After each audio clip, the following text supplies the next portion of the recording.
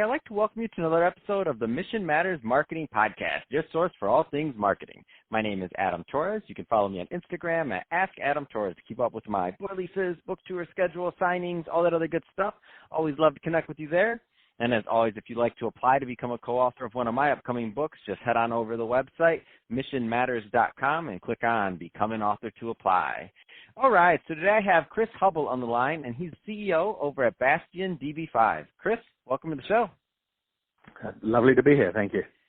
Oh, man, so I'm excited to have you here. I know we talked about Bastion in the past we had Dax on the show, we had Shan on the line. I'm excited to get your side of the things on the research arm, and we're going to get into automation, AI tech, what that means. But before we do, I don't want to assume that some of our new listeners caught the previous episode, so let's just start with what's going on over at Bastion. Tell us a little bit more about the company, please.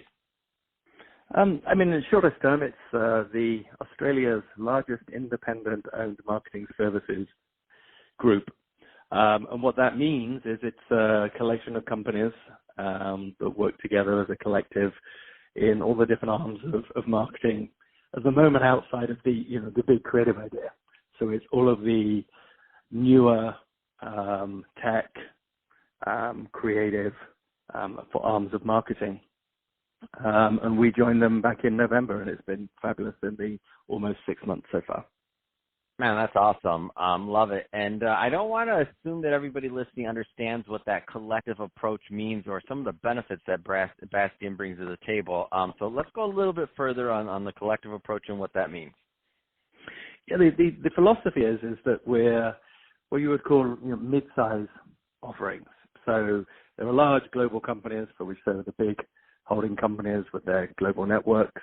There are millions upon millions of small shops that can help startups, but there's this sweet spot in the middle of medium-sized companies who don't necessarily have the budget or the clout of the big global companies, but they need nimble international capabilities. So the notion there is we're there to service those people, giving them global scale, while at the same time them being able to work almost directly with principals in the business and get the level of servicing and attention that they might not get with the larger conglomerates.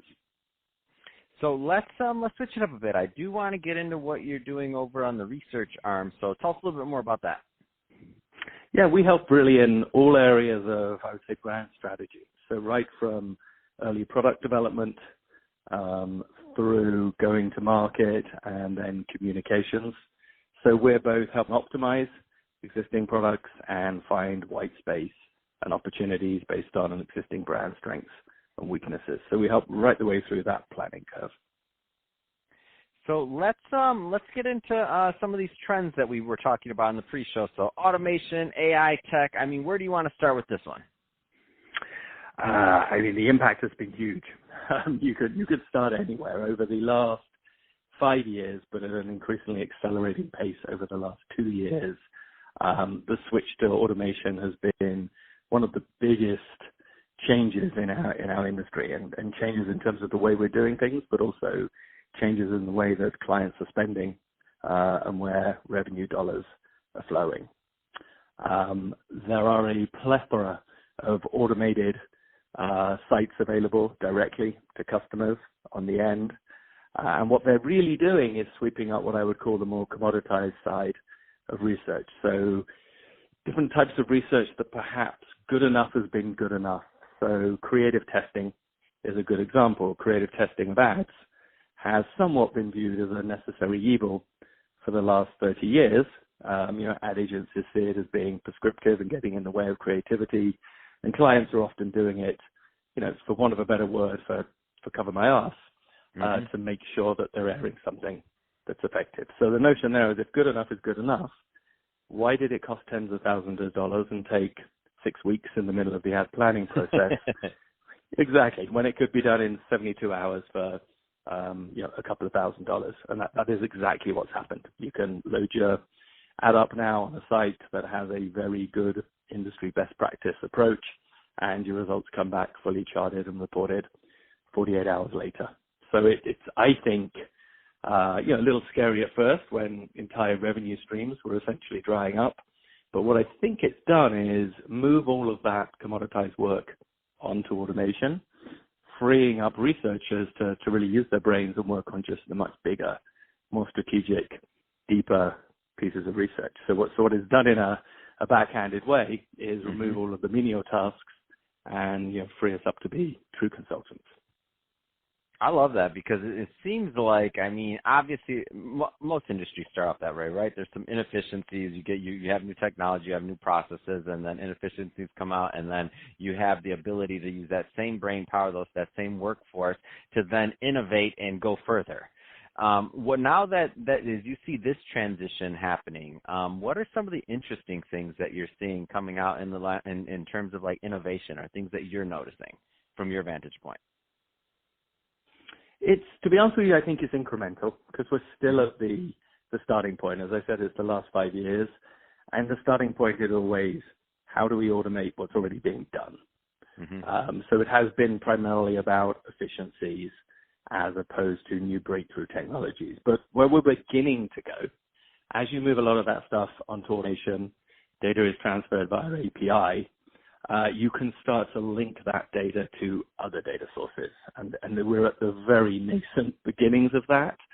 But instead of marketing research standing alone as a piece of primary research, you're now able to integrate that data with other sources. So one example would be a very common type of research is segmentation. So you go into a category such as coffee, and a client wants to know, I can't advertise to everybody, even though everybody drinks coffee, given my product is very high end, who is my ideal target? And you ask people 30 minutes worth of questions and you put them into different groups based on their responses. And one of those groups, let's say, would be coffee aficionados. It has a loose name, doesn't tell you much. Then when you want to target against that audience and you look at your primary market research, they do skew female, but 60%, so 40% are still men. They do skew younger, but 30% are still older. So when you go to media buy and try to link your market research into actionable results, your media agency will nearly always say to you, we're going to do a general adult media buy because that's the most cost-efficient way, and you'll still reach lots of those younger females, but you'll get everybody else as well. So in other words, you're back to where you started with no actionable way. But now you can link up with other databases like TransUnion, one of the big credit score companies, purchased a company called True Signal, and you're able to now run your data through their massive database that they have for 99% of U.S. households, and they will come back and say, these media buying markers, if you go with these, for 95% probability, we're hitting your target up to 20 million people. At 90% probability, we can get you 30 million. At 85% probability they're your target, we can get you 50 million. So you're now linking the market research data back into true big data, which will make it much, much more powerful. So I think that's the biggest innovation, but that's baby steps at the moment.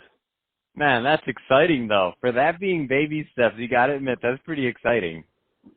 Yeah. No, I mean, it's one of those things. I don't think market research companies are the companies to play in big data, but our data ought to be part of big data, and we're starting to get that ability to link it.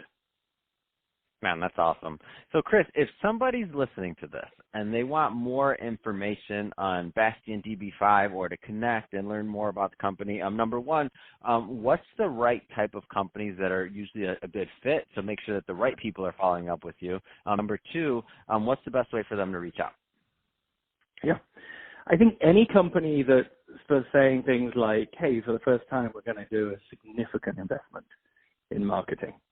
So, compared to some of our clients like Google or Hyundai, significant in their terms might be minuscule, but for them it's a huge step. It's a huge step. What ROI are we going to get on this? This is going to come straight from our bottom line, and we need help both executing it but also understanding the impact.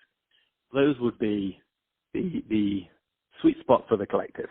Not that we don't work with bigger clients; those I listed are our clients, but we're, I think, a good fit in terms of how we're set up and our price point for those companies taking the leap into it.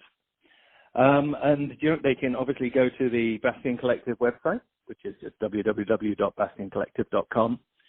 Or if it's research-based, they can come to our website, www.bastiondb5, in numeric 5.com, and there's contact info there, and you'll find when you dial the number, it'll be a CEO of one of the businesses that picks up the phone. That's awesome.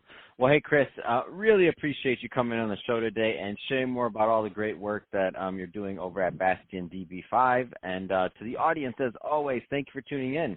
Hope you got a lot of value out of this. If you did, don't forget to subscribe to the podcast, leave me a review on the Apple iTunes Store, and if you're watching this on our YouTube channel, Mission Matters Marketing, definitely give us a subscribe there and leave us some comments in the video section. I'd love to hear what you're working on and what you have going on in your business. And Chris, thanks again for coming on the show.